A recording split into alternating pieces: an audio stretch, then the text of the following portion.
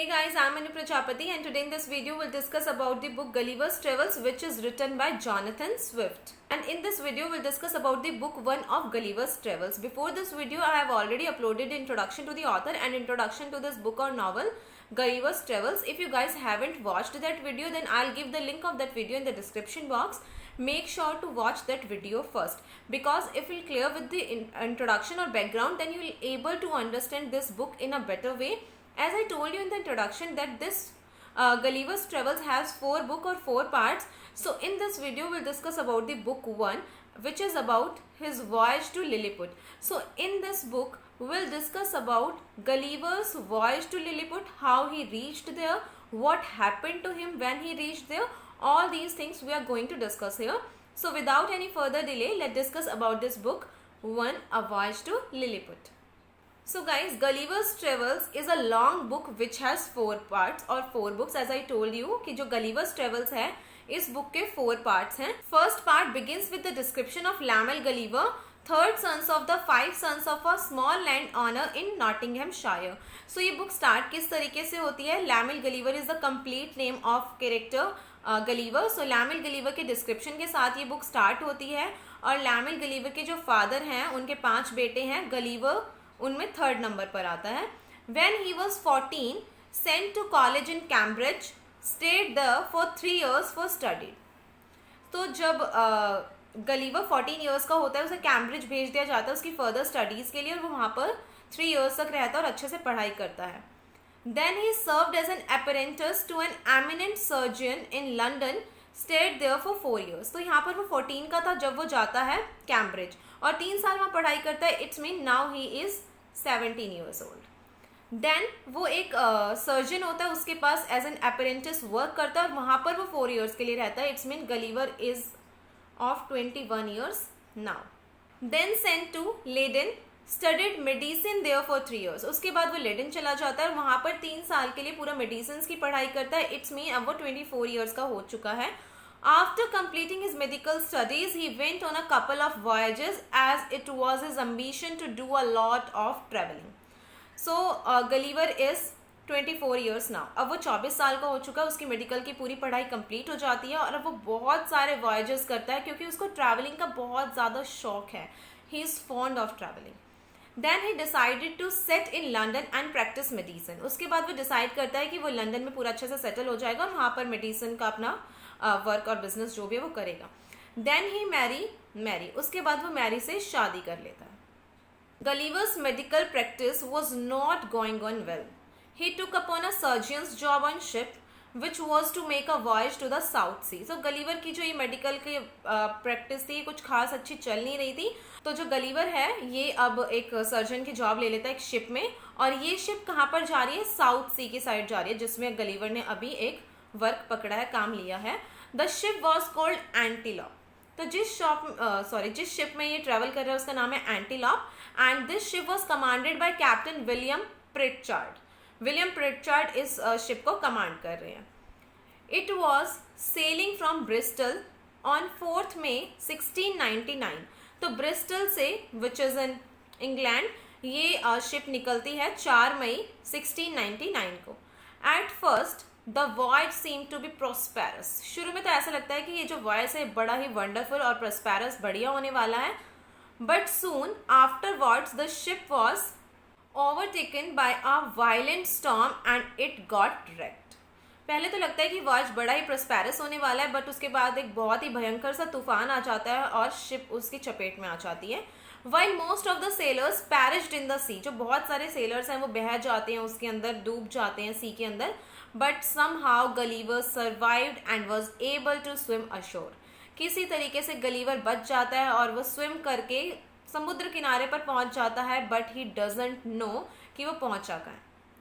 Tired of swimming he fell sleep near the sea shore. तो वो इतना ज़्यादा आप सी के अंदर स्विम करके आए हो, ऑब्वियसली विल फील टायर्ड. तो गलीवर बहुत ज़्यादा थक जाता है स्विम कर कर, तो वो जहाँ पर पहुँचता है किनारे पर सी शोर पर, वहीं पर वो सो जाता है थक कर. When he woke up after several years, he found himself bound with strings and was unable to get up. I guess यहाँ पर hours होना चाहिए था. I'm not sure about it. I'll check and then I'll let you know in the comment box. सो उसके बाद जब वो उठता है तो वो देखता है कि उसको बांध रखा है स्ट्रिंग से, मतलब बेड़ियों से, आयरन की जो स्ट्रिंग्स होती है उससे उसको बांध रखा है, जिसके कारण वो उठ नहीं पा रहा है. He found himself surrounded by a crowd of tiny human beings who were just 6 inches in height. वो देखता है कि जिन लोगों ने उसको बांध रखा है उसके आसपास ही खड़े हैं, पूरा क्राउड है और वो बहुत छोटे छोटे लोग हैं, just of 6 inches in height. These tiny creatures were holding bows and arrows and were shooting at him, pinching just like needles and were causing pain. तो जो ये छोटे छोटे लोग हैं उनके बोज और एरोज भी उनकी हाइट के अकॉर्डिंग ही होंगे, बिकॉज हमारी हाइट के बोज और एरोज तो obviously they not able to carry. तो उनके जो बोज और एरोज होते हैं वो बहुत छोटे होते हैं और वो उन्हीं से गलीवर के ऊपर अटैक करने की कोशिश करते हैं, शूट करते हैं. बट गलीवर को उनसे कहाँ ही असर होता. वो गलीवर को जस्ट ऐसे पिंच करते हैं जैसे एक छोटी सी निडल या फिर इंजेक्शन काइंड ऑफ चीज़ हमें चुभ गई हो और थोड़ा सा पेन होता है. But soon under the orders of king they stopped shooting and gave him food and drink but without releasing him. तो उसके बाद किंग का ऑर्डर आता है कि शूटिंग बंद कर दो और उसको कुछ खाने के लिए पीने के लिए दे देते हैं, बट उसको रिलीज नहीं करते हैं, बांधे रखते हैं. Then these creatures made arrangement to take him to the king. उसके बाद जो ये छोटे छोटे 6 इंचेस के ह्यूमंस हैं ये अरेंजमेंट्स करते हैं कि जो गलीवर है उसको किंग के पास ले जाया जाए. It was difficult for them to carry such a giant man. Gulliver was obviously giant in front of them, they are just of 6 inches और गलीवर की हाइट कहाँ. सो उनके लिए गलीवर को कैरी करना थोड़ा डिफिकल्ट सीम हो रहा था. But soon they made arrangements, took him by a huge carriage के थ्रू वो लेकर जाते हैं. King accompanied by many principal lords came out look at Gulliver whose huge dimensions created a huge of curiosity and wonder. तो उसके बाद जो king है वो अपने मंत्रियों के साथ आते हैं गलीवर को देखने के लिए और गलीवर के डायमेंशंस देखकर किंग मतलब बहुत ज़्यादा वंडर फील करते हैं. उनके अंदर एक क्यूरियोसिटी आती है कि वो गलीवर के बारे में और चीज़ें जानना चाहते हैं. Gulliver was lodged in an ancient temple of the land. तो गलीवर को जो वहाँ का एंशिएंट टेम्पल है वहाँ पर रखा जाता है. And their emperor came to meet him and looked at him with great admiration because of his great size. तो यहाँ पर जो एम्परर है वो आते हैं और गलीवर के डायमेंशंस को बहुत ज़्यादा एडमायर करते हैं कि वो इतने बड़े हैं और उनके डायमेंशंस को बहुत ज़्यादा अप्रिशिएट करते हैं. The empress and young prince and princess were sitting at a safer distance from Gulliver to look at his this marvellous man. तो एम्परर तो आकर देख लेता है बट जो एम्प्रेस हैं या फिर यंग प्रिंस और प्रिंसेस हैं वो भी देखना चाहते थे गलीवर की इतनी डायमेंशंस, क्योंकि पूरे किंगडम में ये चीज़ें फैल चुकी थी. तो वो एक सेफर डिस्टेंस से दूर से बैठकर देखते हैं गलीवर को. Look at this marvelous man. King and Gulliver made several attempts to communicate, but neither of them understood the language of each other. तो किंग और गलीवर दोनों ही एक दूसरे से बात करने की, कम्युनिकेट करने की कोशिश करते हैं, बट दोनों में से किसी को भी एक दूसरे की लैंग्वेज नहीं आती. So it was a barrier between them because they were not able to communicate their words और their feelings to each other. A large crowd had collected to take a look at the stranger. Many of them started shooting at him and one arrow narrowly missed one of his eyes. तो ये crowd जो है ये देखने के लिए आते हैं गलीवर को कि भाई कोई स्ट्रेंज सा पर्सन यहाँ पर आया है, तो देवर जस्ट लाइक कि हमें भी देखना है. और बहुत सारे लोग उनमें से गलीवर के ऊपर शूटिंग करना स्टार्ट कर देते हैं और उनमें से जो एक एरो होता है वो गलीवर की जस्ट आई को मिस करके चला जाता है, मतलब उसकी आंख में वो लग सकता था. Gulliver caught hold 5-6 Lilliputians and could have crushed them to death but refrained from taking any such actions.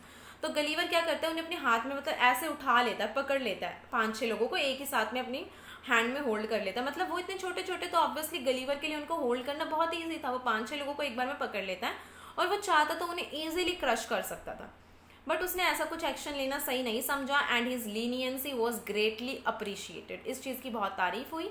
And the emperor, after consultation with their courtiers, decided not to put Gulliver to death, but to keep him and properly feed him. उसके बाद जो emperor है Gulliver की इस leniency को देखने के बाद अपने जो कर्टियर्स हैं, जो मिनिस्टर्स हैं, उनके साथ कंसल्ट करते हैं एंड दे डिसाइडेड कि गलीवर को मारा नहीं जाएगा, वो उन्हें अभी यहाँ पर रखेंगे, प्रॉपरली खाना वाना खिलाने वाले हैं. So arrangements were made for Gulliver's board and lodgings. उसका सारे सामान के लिए अरेंजमेंट्स की जाती है. Arrangements were made to teach him the language of the Lilliputians because just king want to communicate with him. तो सारी अरेंजमेंट्स करी जाती है ताकि उसे लिलीपुटियंस की लैंग्वेज सिखाई जा सके. In about 3 weeks he had learn enough of language to be able to communicate. तो 3 हफ्तों के अंदर वो इतना तो सीख जाता है कि कुछ तो कम्युनिकेट एटलीस्ट कर सकता था. So according to the law of the land, Gulliver was thoroughly searched and inventory of all the articles was prepared. तो जैसा कि हमारे इंडिया है, हमारे यहाँ कॉन्स्टिट्यूशन है या फिर कोई भी पर्टिकुलर कंट्री होती है, उसका लॉ ऑफ द लैंड होता ही है. आप स्कूल भी जाते हो, वहाँ पर भी कुछ सेट ऑफ द प्रिंसिपल्स होते हैं, वो लॉ होते हैं. किसी ऑफिस में वर्क करते हो, वहाँ के भी लॉ होते हैं. सिमिलरली किसी भी कंट्री को अपने आप को चलाने के लिए कुछ लॉ चाहिए होते हैं. Same happens in the case of Lilliput. तो वहाँ का जो लॉ ऑफ द लैंड है उसमें डिसाइड करा गया है कि कोई आया तो उसकी थॉरो रिसर्च हो, ये सारी चीज़ें. तो उसी के बेसिस पर गलीवर की थॉरो रिसर्च होती है, इन्वेंट्री बनाई जाती है, उसके पास क्या क्या आर्टिकल्स मिले हैं, सब चीज़ प्रिपेयर की जाती है. And his sword and his pistols were among the articles which were taken away from him. तो उसके पास एक स्वॉर्ड थी, तलवार, और एक गन थी, पिस्टल, उसको ले लिया जाता है उससे. His watch was one of the items which gave rise to a feeling of great surprise in all those who saved it. तो उसके पास एक वॉच होती है, उसको देखकर वहाँ के लोग बड़ा सरप्राइज फील करते हैं. Only Gulliver's pair of spectacles escaped the notice. सिर्फ उसके जो स्पेक्टिकल्स होते हैं वो कोई भी पर्सन नहीं देख पाता है, नोटिस नहीं कर पाता है, as they were in private pocket of his coat. In the inventory he was given the name Quinbus Flestrin. तो इन्वेंट्री जो प्रिपेयर करी है कि हमारे यहाँ ये पर्सन मिला है, इसके पास ये चीज़ें मिली है, तो उसमें उस पर्सन का नेम भी मेंशन करना पड़ता है. And they were not able to communicate with the Gulliver, so उन्हें कुछ तो नेम मेंशन करना था. तो उन्होंने गलीवर का नेम इन्वेंट्री में क्या मेंशन किया, Quinbus Flestrin, which means man mountain. So Gulliver's good behavior won him the favor of the emperor and court to such an extent that he began to entertain the hope that he would soon be released from the chains. तो Gulliver का जो behaviour था वो इतना अच्छा था कि emperor का और उसके कोर्ट में जो भी कर्टियर्स थे उनका फेवर कहीं ना कहीं गलीवर जीतने लगता है, और उसे ये एक होप आ जाती है कि शायद वो यहाँ से छूट जाएगा जल्दी. He made good progress in understanding and speaking the language of the Lilliputians. वो उनकी लैंग्वेज अच्छे से समझने लग जाता है, बोलने लग जाता है. Some activities of them were a great source of entertainment to Gulliver. वहाँ पर कुछ ऐसी एक्टिविटीज़ होती हैं जो गलीवर को एक बड़ा ही एंटरटेनमेंट का सोर्स लगती है, वो उनको एंजॉय करता है. And one such activity was rope dancers. It was practiced by those persons who were candidate for high offices at King's Court. तो इन्हीं में से एक एक्टिविटी जो गलीवर एंजॉय करता है वो है रोप डांस. और रोप डांस वो लोग प्रैक्टिस करते हैं जो कि किंग के ऑफिस में कोई जॉब पाना चाहते हैं, वो लोग प्रैक्टिस करते हैं. And all candidates were asked to dance on the rope and whoever jumped the highest without falling was offered a high office. तो जो भी कैंडिडेट होते हैं किंग के ऑफिस में जॉब लेने के लिए उनको बोला जाता है एक रोप पर डांस करने के लिए, और जो भी सबसे हाईएस्ट पीक तक पहुंचता है उसको हाई ऑफिस दिया जाता है. Another activities practised by the candidates for high office was to leap over. कुछ और एक्टिविटीज़ है जो कि कैंडिडेट्स को परफॉर्म करनी पड़ती है हाई ऑफिस तक जाने के लिए, जो कि है leap over and sometimes creep under a stick which the emperor held in his hands. कि एम्परर ने कोई हैंड में अपने स्टिक पकड़ी है, उसके नीचे से आपको निकल कर जा रहा है without touching that stick. So whoever performed with the great nimbleness was rewarded with a blue colored silken thread, next with red colored and third with a green colored. तो जो ये हाई ऑफिसर्स के लिए activities करते हैं, जो सबसे ज़्यादा अच्छा परफॉर्म करता है उसे एक ब्लू कलर का सिल्कन थ्रेड दिया जाता है, जो सेकंड पोजीशन पर आता है उसको रेड कलर का सिल्कन थ्रेड दिया जाता है, और जो थर्ड पोजीशन पर आता है उसको ग्रीन कलर का थ्रेड दिया जाता है. All these threads were worn by the winners around their waist. अपनी कमर के साइड पर उसको वो लोग बांध लेते हैं. In response to Gulliver's repeated petition for freedom, the emperor decided to release him on certain conditions. तो गलीवर जो है वो बार बार पिटीशन डालता है कि उसे फ्री कर दो, वो कोई इनका दुश्मन नहीं है, एक्सीडेंटली यहाँ पर पहुँचा है, सारी चीज़ें. लेकिन किंग डिसाइड करता है उसके लिए कुछ कंडीशंस जिनके बेसिस पर वो उसे फ्री करेगा. And these conditions were framed by a member of imperial cabinet Skyresh Bolgolam who was very hostile to Gulliver. तो वो इस कंडीशंस को प्रिपेयर करते हैं. Gulliver was required to take an oath that he would abide by these conditions. तो Gulliver petition डालता है कि मुझे इन चेन से बांध रखा है, मैं कहीं आ जा नहीं पाता, एटलीस्ट इतना तो फ्री करो कि मैं यहाँ पर तो घूम सकूँ. तो कुछ सर्टेन कंडीशंस जो है वो प्रिपेयर करी जाती हैं कोर्ट के थ्रू, और गलीवर को एक ऑथ दिलाई जाती है कि वो इन सभी कंडीशंस को फॉलो करेगा. He will abide by all these conditions.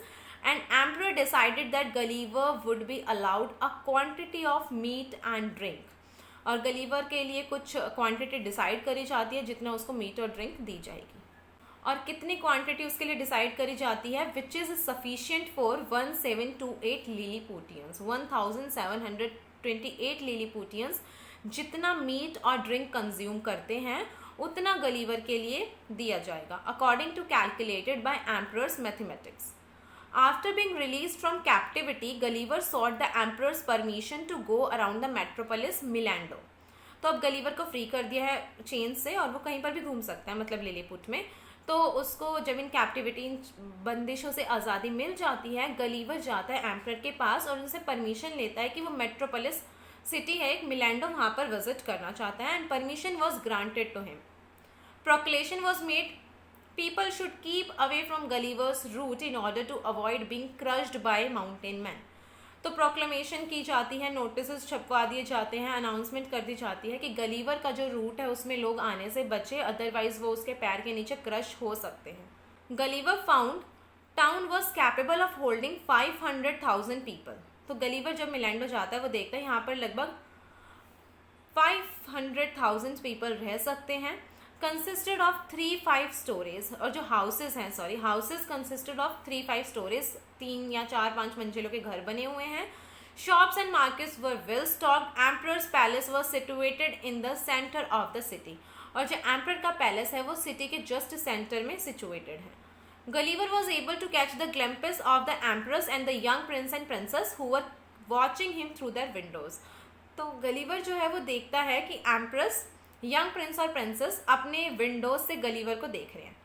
So one morning after Gulliver had obtained his freedom, Reldresal the principal secretary of private affairs approached Gulliver and told him about the state of affairs prevailing in the country.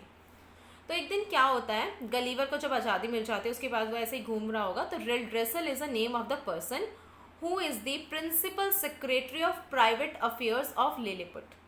मतलब जो भी यहाँ पर चीज़ें चल रही हैं उसकी पूरी इंफॉर्मेशन होती है इस रेलड्रेसल के पास, और वो गलीवर के पास जाता है और उसको बताता है कि अभी कंट्री में क्या सिचुएशन चल रही है। And what he told to Gulliver that country was faced with 2 dangers. वो गलीवर को बताता है कि अभी कंट्री के अंदर 2 खतरे हैं। First, opposition party in the country itself, कि जो कंट्री है उसी की अपोजिशन पार्टी उनके लिए खतरा है। And second danger was invasion bye foreign power, और सेकेंड डेंजर क्या है कि उनके पड़ोस में एक फॉरेन पावर है जो कि उनके ऊपर इन्वेड करना चाहती है, कब्जा करना चाहती है। Reldresal told Gulliver country was divided into 2 parties. वो फिर इस चीज़ को पूरा एक्सप्लेन करता है। सबसे पहले बताता है कि कंट्री को 2 खतरे हैं, एक तो अपोजिशन पार्टी से और एक फॉरेन पावर के इन्वेजन से। सो रेलड्रेसल उसके पास पूरी डिटेल इन्फॉर्मेशन देता है that country was divided into 2 parties, the emperors party, Big Andeans, and the opposition party, Little Andeans. These are the 2 parties in Lilliput. Big Andeans, which is of Emperor's party, and Little Andeans, which is opposition party. And external danger is island of Blefuscu, believed to be other great empire in the universe and as big and powerful as Lilliput. So दूसरा जो खतरा है, जो invasion का खतरा है, वो है आइलैंड ऑफ ब्लीफस्कू से। ब्लीफस्कू जो है वो एक ग्रेट एम्पायर है और वो भी इतना ही पावरफुल और बड़ा है as Lilliput is. And opposition party was in league with the emperor of Blefuscu, और जो अपोजिशन पार्टी है और जो ब्लीफस्के की गवर्नमेंट है वो दोनों आपस में मिल चुके हैं, उन्होंने एक लीग क्रिएट कर ली है। So Reldresal told Gulliver emperor of Blefuscu had now assembled a huge fleet of ships to invade Lilliput. तो उसके बाद रेलड्रेसल बताता है गलीवर को कि जो ब्लीफस्के का एम्पायर है उसने बहुत सारी शिप्स को बुला लिया है, बहुत सारी शिप्स को इकट्ठा कर लिया है और अब वो लिलीपुट को इन्वेड करने की पूरी कोशिश कर रहे हैं। After listening to the whole accounts Gulliver promised his full support to the emperor of Lilliput. उसके बाद ये सारी स्टोरी सुनने के बाद गलीवर कहता है कि वो फुल सपोर्ट करेगा लिलीपुट के एम्परर को, लिलीपुट कंट्री को। And Blefuscu island was separated from Lilliput by a channel only 800 yards wide. तो ये मान लो ब्लीफस्के हैं और ये आपका लिलीपुट है, तो इनके बीच में जो ये चैनल है, ये वे है, ये सिर्फ 800 yards वाइड है and about 6 feet deep. Channel मतलब वो पानी है, ये दोनों आइलैंड कंट्रीज हैं। तो ये मान लो आपका ब्लीफस्के है, ये आपका लिलीपुट है, बीच में ये चैनल है विच इज़ 800 yards वाइड और 6 feet deep. Easy for Gulliver to wade through the channel, तो गलीवर इसको बहुत ईजीली पार कर सकता है। So Gulliver told Emperor of Lilliput that he would seize the whole fleet of ships belonging to the Emperor of Blefusci before the fleet could invade Lilliput. तो जो Gulliver है वो एम्परर ऑफ लिलीपुट को कहता है कि वो जो ब्लीफस्के की शिप्स हैं उन सभी को सीज कर लेगा, जो भी ब्लीफस्के की शिप है उन सबको ले आएगा, उनको सीज कर लेगा, अपने कब्जे में ले लेगा, इससे पहले कि ब्लीफस्के की शिप्स इनको आकर इन्वेड करे। सो गलीवर बेसिकली ये कहता है कि वो पहले ही जाकर उनको अपने कब्जे में ले लेगा, इससे पहले कि वो आकर लिलीपुट को इन्वेड करें। So Gulliver used few cables to which he tied some hooks. Gulliver कुछ केबल्स लेता है तार टाइप और उनके अंदर कुछ हुक टाई कर देता है। And he succeeded in pulling 50 of enemies largest ships towards Lilliput and दस क्रिपलिंग द एनिमीज फ्लीट। तो गलीवर उन वायर्स के अंदर कुछ हुक टाई कर देता है और उनको फेंकता है शिप्स के ऊपर, और शिप में वो लग जाती हैं और गलीवर अपनी तरफ उन सभी शिप्स को खींच लेता है। एंड अप्रॉक्स 50 जो एनिमी की लार्जेस्ट शिप्स थी उनको गलीवर अपनी तरफ खींच लेता है। इससे जो एनिमी है मतलब ब्लीफस्के के जो एम्परर है, कंट्री है, उनकी पावर कहीं ना कहीं कम हो गई। This action came as a large blow to the government of Blefuscu. Obviously उनको एक झटका लगा कि ये क्या हो गया ब्लीफस्के की गवर्नमेंट को।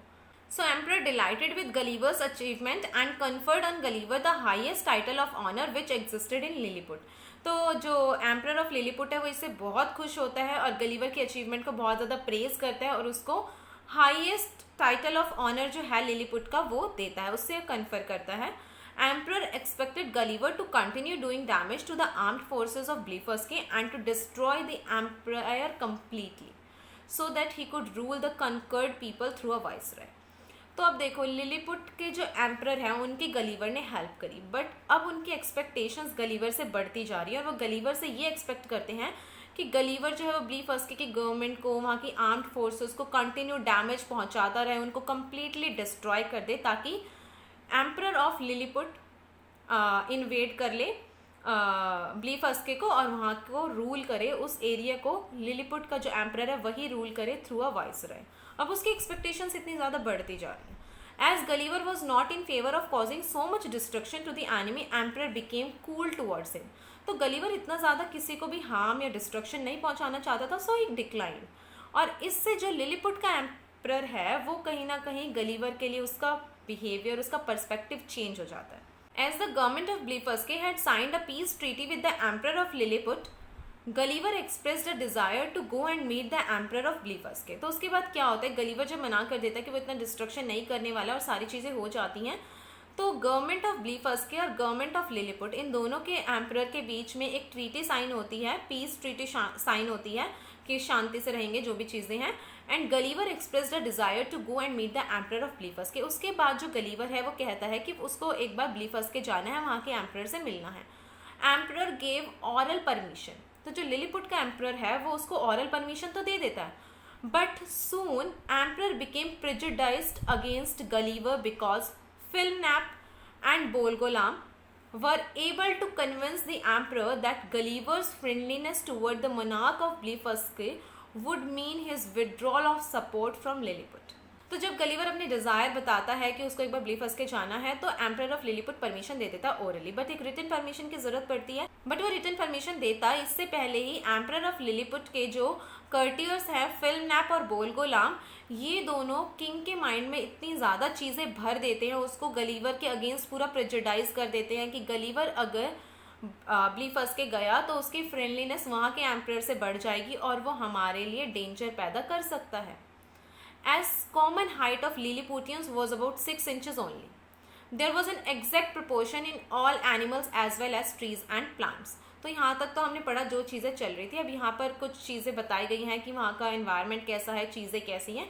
तो लिलीपुटियंस की हाइट 6 इंचेस है, सेम प्रोपोर्शन वहाँ के एनिमल्स, ट्रीज और प्लांट्स में दिखता है। ऐसा नहीं है कि वो छोटे हैं और बाकी सारी चीज़ें बड़ी हैं, no, there was proportion in that. And the Lilliputians buried their dead with the head of corpses directly downwards. तो मतलब हमें यहाँ पर ना लिलीपुटियंस की कैरेक्टरिस्टिक्स बताई जा रही हैं कि वहाँ पर कैसी चीज़ें हैं, वो क्या प्रैक्टिस फॉलो करते हैं।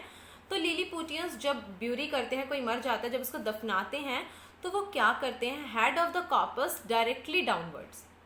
As they believe after 11,000 moons the dead would rise from their graves and during that period the earth would turn upside down, so dead would on coming back to life find themselves standing on their feet। तो देखो यहाँ पर मैं आपको बताती हूँ क्या होता है। जस्ट इमेजिन कि ये आपकी लैंड है और कोई पर्सन अगर मर गया उसको ब्यूरी करना है, तो ये लोग ब्यूरी कैसे करते थे, यहाँ पर तो ये रखते थे उसका सर और ऐसे उसको ब्यूरी करते थे, मतलब पैर जो है वो ऊपर की तरफ और सर नीचे की तरफ, डायरेक्टली डाउनवर्ड्स। और ऐसे उनका ब्यूरी करने का रीज़न था क्योंकि उन्हें ऐसा लगता था 11,000 मून्स के बाद क्या होगा, जो मरे हुए लोग हैं वो सभी जिंदा हो जाएंगे और अपनी ग्रेव से वापस आ जाएंगे। और उस टाइम पर क्या होगा, जो अर्थ है अर्थ अपसाइड डाउन हो जाएगी, मतलब अर्थ पलट जाएगी, जो ये वाला एरिया है ये नीचे आ जाएगा और फिर उसके जो सर है वो ऊपर चला जाएगा और हाथ पैर इस तरीके से आ जाएंगे। इट्स मीन वो ऐसा बिलीव करते हैं कि 11,000 मून्स के बाद जो ये जिसको हमने दफनाया है ये पर्सन जिंदा हो जाएगा और अर्थ रोटेट हो जाएगी, अर्थ अपसाइड डाउन हो जाएगी, तो ये ऊपर वाला एरिया नीचे चला जाएगा और जो पर्सन है जो जिंदा हुआ है वो अपने पैरों पर सीधा चल लेगा। यही चीज़ यहाँ पे बताई गई है। All crimes against state in Lilliput was punished with utmost severity. कोई भी क्राइम को एक्सेप्ट करा ही नहीं चाहता। Fraud regarded as a greater crime than theft and always punished with death. और जो फ्रॉड है उसको सबसे बड़ा क्राइम कंसीडर करा जाता है और उसमें तो हमेशा डेथ की ही पनिशमेंट मिलती है। Those who could produce evidence that they had strictly obeyed the laws for 73 moons could claim a certain special rights and also a cash reward. तो वो लोग जो एविडेंस दे, प्रूफ दे कि उन्होंने स्ट्रिक्टली फॉलो किया है, स्ट्रिक्टली ओबे किया है लिलीपुट के लॉज को 73 मून्स तक, उन लोगों को स्पेशल राइट्स दिए जाते हैं और कुछ कैश रिवॉर्ड भी दिया जाता है। मतलब अगर आप वहाँ के लॉज को फॉलो कर रहे हो तो you will be rewarded for sure. Ingratitude was regarded as a capital crime, but अगर आप इनग्रैटिट्यूड शो करते हो तो वो तो कैपिटल क्राइम है and you will punish for that. The ideas about the duties of parents and children were also different from those we are accustomed to. और parents और चिल्ड्रंस की जो ड्यूटी होती है वो भी कम्प्लीटली डिफरेंट है हमारी से। और ये डिफरेंट किस तरीके से है, देखो, our child was not expected to feel any sense of obligation towards his father for begetting him and towards his mother for giving him birth. मतलब हम हैं, हमारे यहाँ पर कस्टम्स ये हैं that we feel sense of obligation towards our parents, but Lilliput में a child was not able to feel any sense of obligation towards their parent, कि फादर ने हमें बड़ा किया, मदर ने हमें जन्म दिया। no such obligations you have to feel. The education of the children was not the responsibility of parents. पढ़ाई लिखाई की पेरेंट्स की कोई रिस्पॉन्सिबिलिटी नहीं है। So there were public nurseries in every town where children of both sexes brought up and educated till they attained the age of 20 moons. तो parents की कोई रिस्पॉन्सिबिलिटी नहीं है कि आपको बच्चों को पढ़ाना है। हर टाउन के अंदर एक पब्लिक नर्सरी है जहाँ पर दोनों सेक्सेस के बच्चों को रखा जाता है, बड़ा किया जाता है, अच्छे से पढ़ाई कराई जाती है for 20 moons. Children were encouraged to virtue of justice. तो कुछ जो मॉरल्स हैं वो बच्चों के अंदर एनकरेज करे जाते हैं कि वो उनको अपने अंदर डेवलप करें। Virtues of justice, courage, modesty, religion and patriotism. So these are some characteristics which are expected to be developed in the children. The children of laborers remained in their homes as the business was only to plow the land. Education was not thought to be necessary for them. तो जो labours के बच्चे थे उनको पढ़ाई लिखाई नहीं करवाई जाती थी क्योंकि उनको ये माना जाता था कि उनका काम सिर्फ खेतों के अंदर काम करने का है। So education was not necessary or important for them. One day, Emperor sent a message to Gulliver. He and other members of his family would be dining with him. तो एक दिन गलीवर को एक मैसेज भेजा जाता है कि emperor और एम्परर की फैमिली के जो भी मेंबर्स हैं वो गलीवर के साथ डिनर करेंगे। Emperor also brought Flimnap who was Gulliver's secret enemy. तो एम्परर के साथ फिल्मनैप भी आता है और फिल्मनैप जो है ना उसको गलीवर बिल्कुल भी पसंद नहीं है, मतलब he was just like his secret enemy. And Flimnap wanted Gulliver should be dismissed from the country. तो फिल्मनैप चाहता है कि गलीवर को बस यहाँ से भेज दिया जाए, डिसमिस कर दिया जाए। Gulliver came to know about a scandal. Gulliver को एक स्कैम के बारे में पता चलता है जो कि उसके अगेंस्ट पूरा प्रिपेयर किया जा रहा था, which linked his name with Flimnap's wife. तो ये स्कैंडल, ये स्कैम है क्या कि गलीवर का नेम फिल्मनैप की वाइफ के साथ जोड़ा जाता है, because of which Flimnap developed an inimical behaviour towards his wife also. तो फिल्मनैप को ये डाउट होता है that there is something going on between Gulliver and his wife, और इस कारण जो फिल्मनैप है उसका बिहेवियर अपनी वाइफ के लिए भी बड़ा चेंज हो जाता है। However Gulliver succeeded in cleaning the lady's name and also his own. Because there was nothing at all between them. Gulliver prove कर देता है that there is nothing in between them and हर चीज़ clear है। So Flimnap reconciled with his wife though he did not soften towards Gulliver. So जो Flimnap है वो अपनी वाइफ के साथ सारी चीज़ें रिकनसाइल कर लेता है, सब सॉर्ट आउट हो जाता है, बट उसका बिहेवियर गलीवर के लिए चेंज नहीं होता, सॉफ्ट नहीं हो पाता। So one day a lord from imperial court called Gulliver in strict secrecy. तो एक दिन एक minister, you can say lord imperial court का गलीवर को बुलाता है, मतलब अपने पास स्ट्रिक्ट सीक्रेसी में, मतलब किसी को भी इस बारे में पता ना चले, ऐसे प्लेस पर वो बुलाता है। He informed Gulliver that Flimnap, Skyresh Bolgolam and few other dignitaries had conspired against him and had prepared articles of impeachment against him for treason and other capital crimes. Visitor also produced a copy of those articles of impeachment. तो जो ये person मिला है strict secrecy में Gulliver से, ये बताता है कि फिल्मनेप, स्कायरिश बोलगुलाम और कुछ और डिग्निटरीज हैं जो तुमसे बड़ा चिढ़ते हैं और उन्होंने पूरा षड्यंत्र, एक कॉन्स्पिरेसी क्रिएट करी है तुम्हारे अगेंस्ट और बहुत सारे आर्टिकल्स प्रिपेयर करे हैं जिनमें तुम्हें दोषी बताया गया है। एंड वो बताता है कि तुम पर ये आर्टिकल्स के अगेंस्ट वो सारी छानबीन करेंगे और तुम्हें उसमें फंसाएंगे। He informed Gulliver that one well-wisher of him suggested Gulliver should be blinded instead of being sentenced to death. और वो बताता है कि इन्हीं डिग्निटरीज में से किसी ने बोला है कि गलीवर को मारने से अच्छा उसको ब्लाइंड कर दो, as after it there would be no impediment to his bodily strength and he could still be useful to the emperor even in the state of blindness. और ये सजेशन क्यों दिया गया कि गलीवर को मारा ना जाए, ब्लाइंड कर दिया जाए, ताकि उसकी बॉडीली स्ट्रेंथ हम पर डिपेंड हो जाएगी, हम उससे जो कराना चाहेंगे करा लेंगे, क्योंकि वो खुद तो देख नहीं पाएगा तो वो अपने अकॉर्डिंग चीज़ें नहीं कर पाएगा और स्टिल वो हमारे लिए यूजफुल रहेगा। Well wisher who made this suggestion was none other than Reldresal. So emperor had prejudiced against him. If expenses of feeding of mountain men continued for some time would reduce the country to bankruptcy. और यहाँ पर इतनी सारी चीज़ें Gulliver के against बोली जा रही हैं, ये सब डिग्निटरीज इतनी सारी चीज़ें इसके अगेंस्ट प्रिपेयर कर रहे हैं कि उसके खाने पर हमारा इतना खर्चा हो रहा है, हम तो बैंकक्रप्ट हो जाएंगे। Empress also instigated the emperor against Gulliver for having adopted an obnoxious method. Empress भी आ गई हैं कि हाँ वो भी अब इसमें आग में घी डालने वाला काम करेंगी गलीवर पर, कुछ तो वो भी इल्ज़ाम लगाने वाली हैं। After receiving this confidential information Gulliver thought over the matter and decided that the most suitable course for him would be to ship away from Lilliput and take shelter with the emperor of ब्लीफस्के।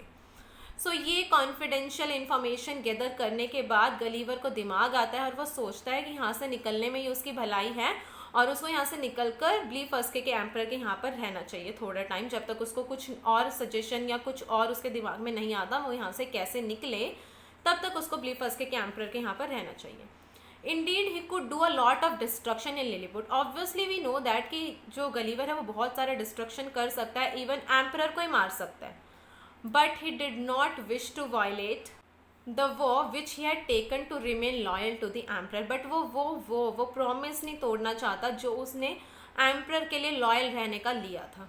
So one day Gulliver took the opportunity and wade through the channel and reached Blefuscu where he could cordially welcomed by the emperor and his subject. तो एक दिन Gulliver को मौका मिलता है और वो channel cross करके ब्लीफस्के पहुंच जाता है जहां पर एम्परर और उसके प्रजा सब्जेक्ट उसका बहुत अच्छे से स्वागत करते हैं। 3 days after his arrival in Blefuscu, he was walking randomly and observed several miles away a large boat line. तो 3 दिन वो यहाँ पर रहता है और 3 दिन बाद ना वो देखता है ऐसे ही समुद्र की साइड पर और उसे एक बहुत बड़ी शिप दिख जाती है, बोट टाइप एक बहुत बड़ी बोट दिख जाती है, जो कि ऐसी मिनिएचर बोट नहीं है जैसे लिलीपुटियंस की या फिर ब्लीफस्कन्स की थी, ये बड़ी बोट थी। So this was not a miniature boat of the kind Lilliputians had, but the boat of normal size which could carry Gulliver in case he wanted to leave Blefuscu. Emperor had no issues. तो ये कोई miniature boat नहीं थी, as I told you, और ऐसी boat थी जिसमें Gulliver जा सकता था। So Emperor of Blefuscu had no issue with it. In the meantime, an envoy of Lilliput came with an urgent and important message. तो वो जाने का डिसाइड ही करता है, इतने में ही एनवॉय आ जाता है लिलीपुट का और वो एक अर्जेंट मैसेज लेकर आता है। Envoy called upon the emperor of Blefuscu to send Gulliver back as he had proved to be a traitor. वही चीज़ सामने आ गई।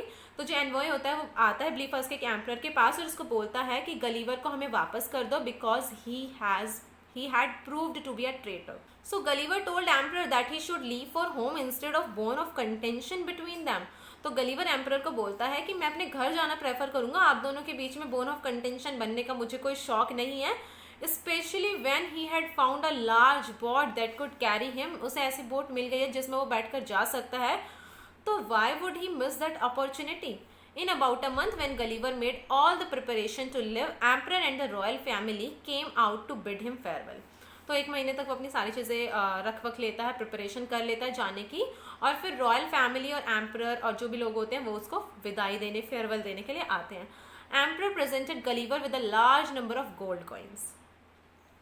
तो गलीवर को बहुत सारे लार्ज गोल्ड कॉइन्स देता है emperor, and Gulliver had stored his boat with large number of oxen, sheeps, cows, bulls, etc. to serve as food for him during the voyage. तो अब वो इतना लंबा वॉयज करेगा, काफ़ी टाइम तक वो बोट में या शिप में ही रहने वाला है, तो उसको ऑक्सन, शीप्स, काउस, बुल्स दे दी जाती है ताकि रास्ते में वो उनको एज अ फूड कंज्यूम कर सके। He wanted to take some animals alive to his country. तो ये छोटे छोटे थे एनिमल्स, सभी बहुत छोटे प्रोपोर्शन में थे। तो Gulliver wanted to take some animals to his own country to breed and propagate animals of extraordinary small proportions. On 24th September 1701, Gulliver set sail at 6 in the morning. So 24 सितंबर 1701 को Gulliver अपनी journey start कर देता है वापस जाने की, and after covering some distance he caught a sight of a ship and signals to it. कुछ दूरी ट्रैवल करने के बाद उसे एक शिप दिख जाती है, वो उस शिप को सिग्नल देता है, and he was delighted to see that it was an English ship. तो ये उसके लिए बहुत अच्छी चीज़ हो गई थी कि उसको एक इंग्लिश शिप मिल गई। He put the cows and sheep into his pockets and got on board the English ship. उसके बाद उसको इंग्लिश शिप मिल गई, उसकी खुशी का ठिकाना नहीं था, वो सभी एनिमल्स को उस शिप में रखता है और अपना जो बोर्डिंग है वो स्टार्ट कर देता है। So captain of ship was Mister John Biddle, a very polite man and excellent sailor. So जो शिप का कैप्टन है वो जॉन बिडल है, जो कि एक बढ़िया पोलाइट मैन है, एक्सीलेंट सेलर है, and he also met an old acquaintance, Peter Williams, on the ship, who was amazed to see the sheep and cow of such a small size. तो ship के अंदर एक acquaintance होता है जो कि इतनी छोटी छोटी काउज और शीप को देखकर बड़ा ही अमेजिंग फील करता है। And this ship touched port on 13th April 1702. They started their voyage in September and they reached in April. So काफ़ी लंबा टाइम इन्हें लगा। And Gulliver was happy to meet his wife and children, a boy and a girl. He is having 2 children. So Gulliver अपनी wife को, अपने बच्चों को मिलकर बहुत ज़्यादा खुशी फील करता है। बट आफ्टर 2 months, मतलब 2 महीने बाद, he decided to embark on a fresh voyage. अब वो डिसाइड करता है कि वो दोबारा से एक वॉयज पर जाना चाहता है। And he made satisfactory financial arrangements for his family, bid them farewell, went on a board a merchant ship adventure. तो वो मतलब डिसाइड करता है कि अब वो दोबारा से एक वॉयज पर जाना चाह रहा है और वो अपनी फैमिली के लिए सभी फाइनेंशियल अरेंजमेंट्स कर देता है पहले, और उनको फेयरवेल मतलब विदा ले लेता है उनसे, and went on a merchant ship adventure. और इस बार जिस शिप से वो ट्रेवल करने वाला है उसका नाम है Adventure, with captain John Nicholas of Liverpool as its commander, and the ship was bound for Surat.